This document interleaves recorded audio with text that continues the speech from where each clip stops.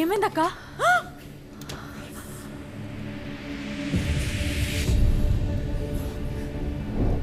ఆ సదానంద్ పట్టుకుంటా అన్నాడు కదక్క, ఎందుకక్క ఈ లోపలనే చంపేయడం? ఏ నోర్మోయ్, నేను చెప్పడం ఏంటి? నేను జస్ట్ ఇలా ఫ్రిడ్జ్ ఓపెన్ చేశానంతే, వీడే చచ్చిపడి ఉన్నాడు. అక్క నన్ను నమ్మమంటే నమ్ముతా కానీ నేను తప్ప ఇంకెవ్వరు నమ్మరక్క. ఏ నమ్మమంటే నమ్మడం ఏంటి? మన ఇద్దరం ఒకేసారి వచ్చాం కదా. ఇద్దరం ఒకటేసారి వచ్చినామా? వచ్చావా అంటావేంటి? నువ్వు నాతోనే వచ్చి చచ్చావు కదా. అక్క నీ ప్లాన్ చూస్తుంటే నన్ను కూడా ఇరికిచ్చేటట్టున్నావు అక్క.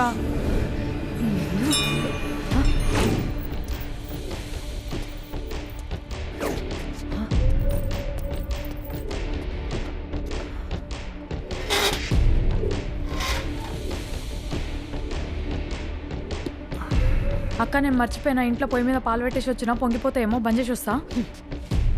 ఇక్కడి నుంచి కదిలితే చంపేస్తా. అక్క నువ్వు చంపేస్తా అనకక్క, నాకు భయం అవుతుంది. ఓ గ్లాస్ మిల్క్, షుగర్ లేకుండా.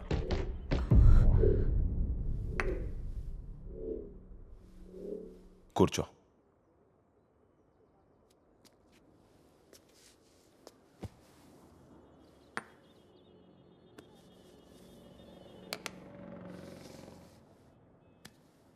ఆ మల్లేష్ గారిని నేనే చంపేశా. సార్ చెప్పాను కదా లోపలే క్లోజ్ చేస్తా అని. నీ హోటల్ లోపలే క్లోజ్ చేశా. అయినా నువ్వే కదా వాడిని చంపమని నాకు నిన్న నైట్ 2:30కి మెసేజ్ చేశావు. హోటల్ ఫ్రిడ్జ్లో బాడీ, ఈ ఫోన్లో చాట్, ఇవి చాలు కదా మనల్ని అరెస్ట్ చేయడానికి. నాకు నా గురించి భయం లేదు. నాకుండే కాంటాక్ట్స్తో ఈ కేసు రిజిస్టర్ కాకుండానే బయటికి రాగలను. పాపం నువ్వే ఆ గల్లీ రౌడీతో పెట్టుకున్నావని తెలిస్తే మీ ఆయన ఏమంటాడో అని భయపడుతున్నావు. ఇప్పుడు వాణ్ణి మర్డర్ చేయించావని తెలిస్తే? సార్ సార్ ఏం మాట్లాడుతున్నారు సార్? ఇది చాలా అన్యాయం సార్. నేను చేయని తప్పుకి నన్ను ఇరికించి ఆ దేవుడు మిమ్మల్ని చూస్తూ ఊరుకోడు సార్.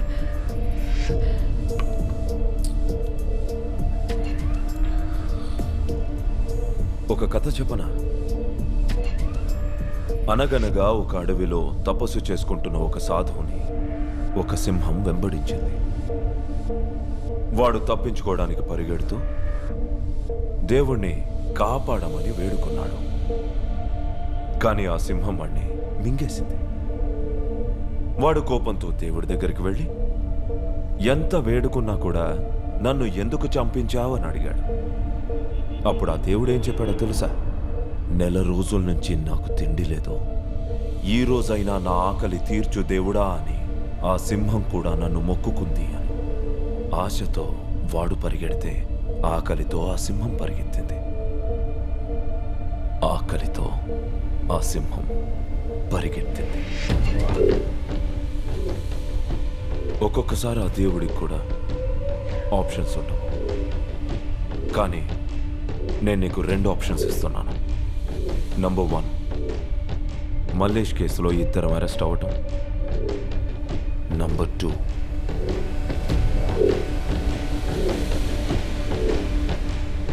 ఏంటి సార్? నువ్వు నాకొక దొంగతనం చేయాలి. సార్ ఆలోచించుకో, మళ్ళీ ఇదే టైంకి వస్తాను. నీకు ఈ రాబరీకి ఓకే అంటే టేబుల్ మీద ఇడ్లీ పెట్టు, తిని దాని గురించి డిస్కస్ చేస్తాను. నో అంటే పూరి పెట్టు, తిని అరెస్ట్ అయిపోదాం.